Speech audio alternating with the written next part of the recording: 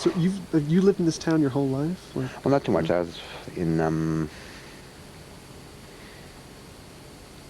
I traveled around. I lived in New York with a girlfriend for a while, and then I hitchhiked around a whole bunch. mm-hmm. In the mission group later, and the early part of my life, I looked around Denver with somebody, and um, I moved around some. I went to school at Castleton. I told you that school near Rutland. Oh, you went to Castleton. Uh-huh. Didn't And you graduated from there? Is that?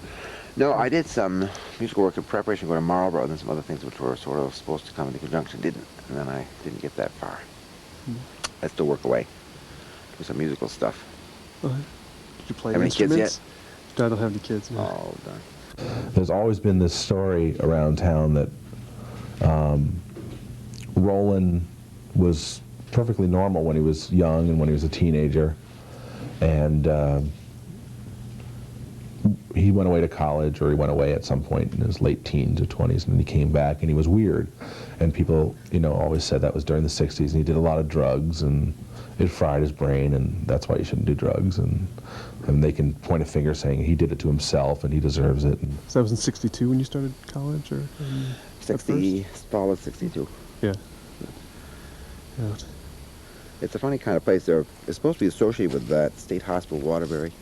So you come out of the place, the only thing you're supposed to know is Article 8, which says in the old Constitution, no cruel and undue punishment shall be imposed. Right. And the policy of Waterbury is for some reason to make you into a fat man. So it's some kind of perverse joke on the part of people who have 19th century values at best, but think they're doing some very funny thing. The drug program, they administer drugs there sometimes. And I think the drugs tend to slow your system down in some way, although I realize it's a bit more complex than that. It seems at first, but I think it tends to affect the metabolical system. Not the word you I think I've heard that word used in connection with the body's adjustment to the time cycle of the planet or something, so that your essential activity conjunct with the global system is not in tune in some way, so you tend to put on weight more fast than you would ordinarily. And then the food there is quite substantial, and the kinds of things which cause you to live are minimalized as the input is minimalistic, and you tend, I think, to overeat there.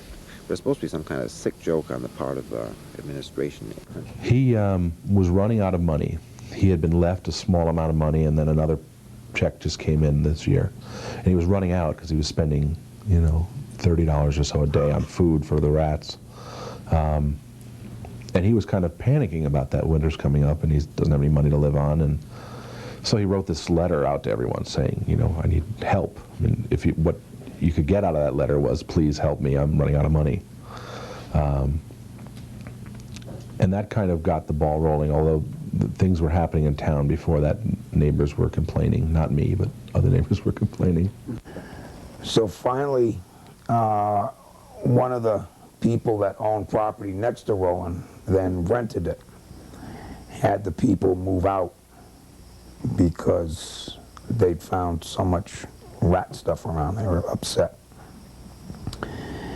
And at that point, we contacted the State Board of Health again, and they came back with a letter and said, well, you know, if the rats are going onto other people's property and so forth, that's a definite health hazard.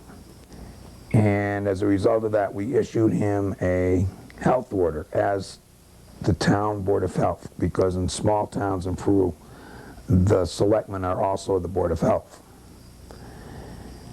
And so we issued him a health order that told him that he was to cease and desist feeding the rats. He was to clean the property up. There's a lot of junk lumber piles. There's an old derelict car on the property. And that he was to cooperate with the selectmen in getting an exterminator in and exterminating the rats. And so we issued that to him, had it served by a sheriff. And he didn't stop. And one of the board members went down and talked to him and asked him if he was going to stop, would he stop? And he said no, he couldn't. That it was his, these things were under his care, and he couldn't morally stop feeding them.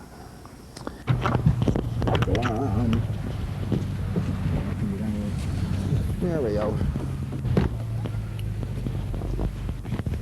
And how did it start? Yeah. Well, in the middle of April, I'm kind of guessing, but around April, someone brought them by in the light, and they just came inside.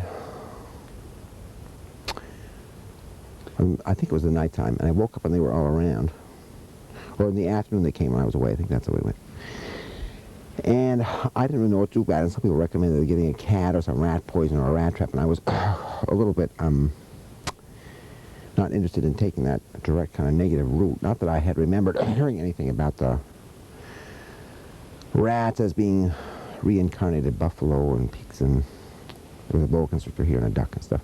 I don't remember that, but I felt as though I was at first rather mad about it, and then thought I would endure, as people might, in order to suggest that the activity of dropping them off was really more problematical than not. In other words, I'd put up with it until maybe I'd taken more than my share. If there was reason for doing that, I entertained.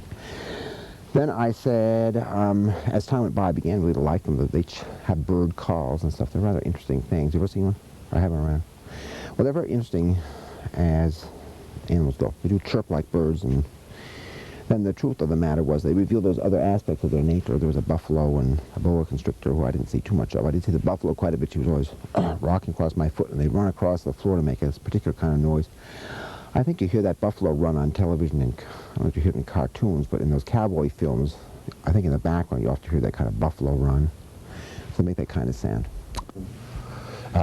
He says, or what he's told me, is that the town road crew dropped off 50 of them at night, in the middle of the night, at his doorstep, and then they were just there. He's also said that Dr. Fox is responsible for the rats because the rats came from laboratories at Harvard, and Dr. Fox went to Harvard, and therefore they were his rats, and he was keeping them for Dr. Fox. Well, there are always rats around, particularly in a shack such as Roland lives in, probably with food that's left around and trash left outside. And so there are always rats around, and if he sees rats, and then if he starts to feed them, one rat rapidly becomes 2 rats, which becomes 4 rats, and exponentially they increase very quickly. So the business about them being delivered from Harvard is entirely a delusion on his part. I mean, I suppose it's a delusion. The selectmen started to take action when local newspapers got involved.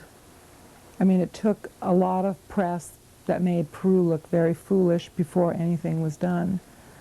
And, you know, that happens. All of a sudden, when everybody, you know, in New England was looking at Peru, then lo and behold, they went to court to get an injunction to have something done at the site. Then all of a sudden, yes, it really is a problem. And, you know, the people who were told, oh, it's your imagination, the rats aren't coming from Roland's, were suddenly being asked by the town to go to district court and testify about their problem. So, I mean, everybody was trying, and, you know, to be fair to the selectmen, they were trying so hard to not interfere with Roland's rights. That's what their prime concern was, and unfortunately it simply got to a point where it wasn't, you know, Roland's rights were really, you know, invading everybody else's life. And it's always a conflict.